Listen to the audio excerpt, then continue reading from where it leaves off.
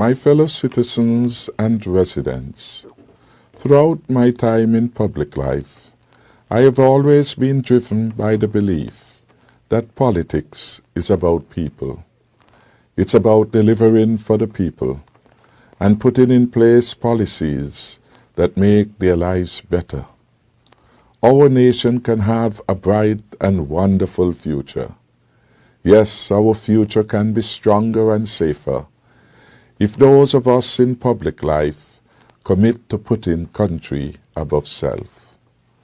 Unfortunately, over the past few months, the people of St. Kitts and Nevis have been subjected to increasingly strange and irrational behavior by certain members of the People's Action Movement PAM and the Concerned Citizens Movement CCM.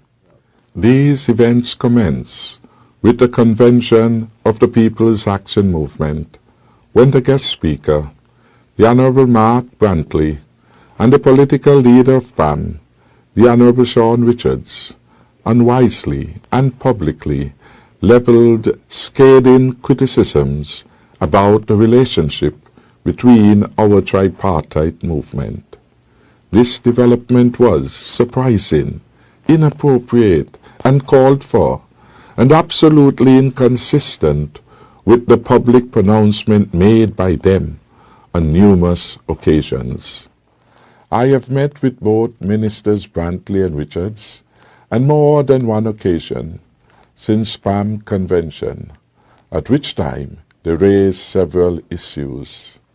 Their concerns were subsequently articulated in a letter dated April 16, 2022, in which they made some 18 accusations and demands.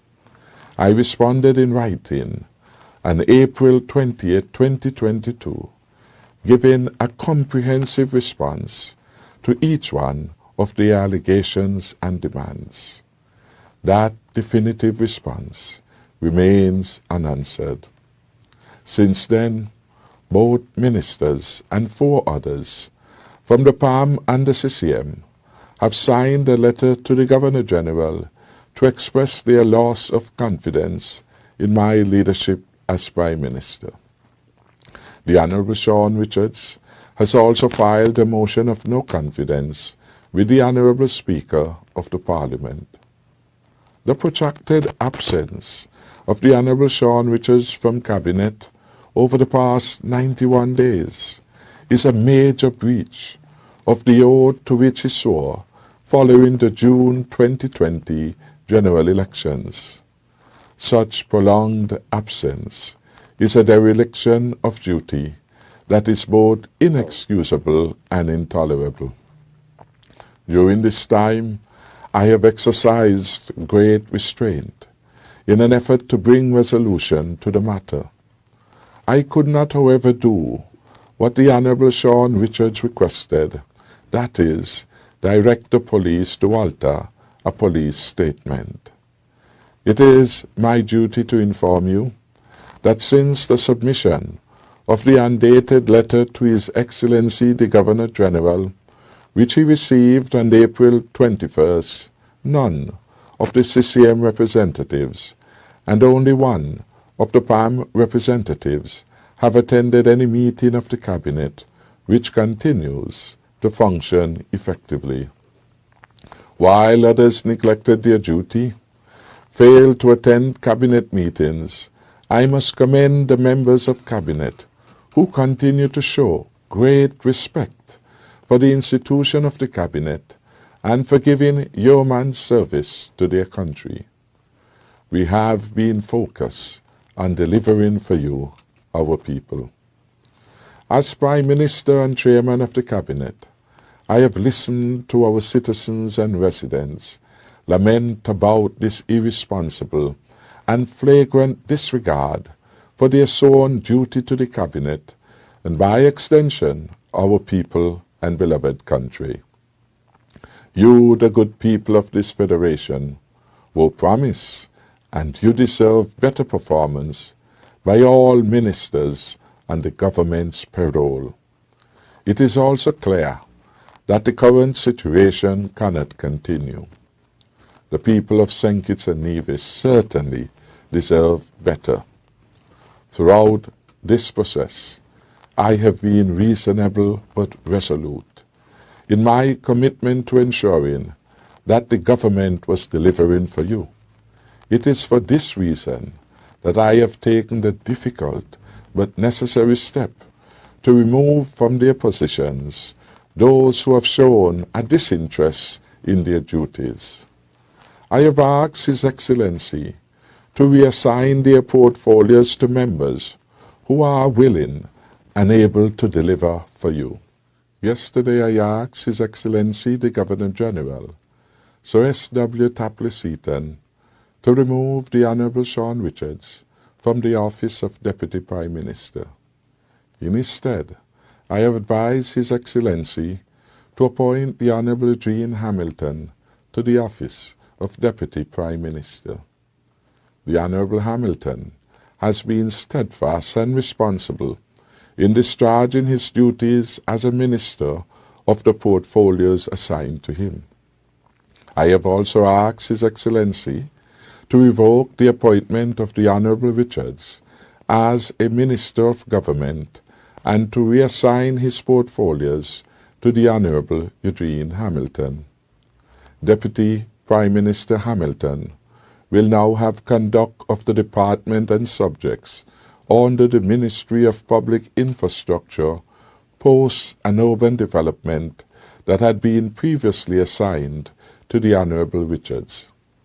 I am also to advise that I have asked His Excellency to revoke the appointments of the other ministers who have thought it fit to disrespect the sacred trust that the people of St. Kitts and Nevis place in the government following our very successful general election campaign in 2020.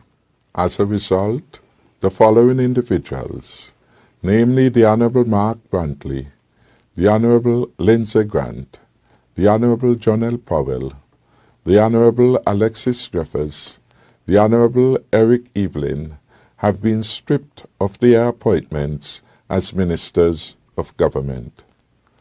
As I stated earlier, government must continue to function in the interests of the people. As such, I have advised the Governor-General to reassign the portfolios of those members of Parliament that have been removed. The Honourable Wendy Phipps will assume the additional responsibility for tourism and transport, including ports. The Honourable Attorney General, the Honourable Vincent Byron, will assume the additional responsibility for foreign affairs and aviation, education, youth and sports. The Honourable Akila Byron Nisbet, in addition to her responsibilities, will have added the portfolio for culture. The subjects of agriculture, fisheries and marine resources and environment will be brought under the Ministry of Sustainable Development. I am confident that the government will continue to deliver the goods and services to the people of our country, as well as we have delivered over the past 7 years. My fellow citizens and residents, I have confidence in the people of St. Kitts and Nevis, and I strongly believe in their right to choose their representatives in free and fair general elections. The time for decision-making is at hand.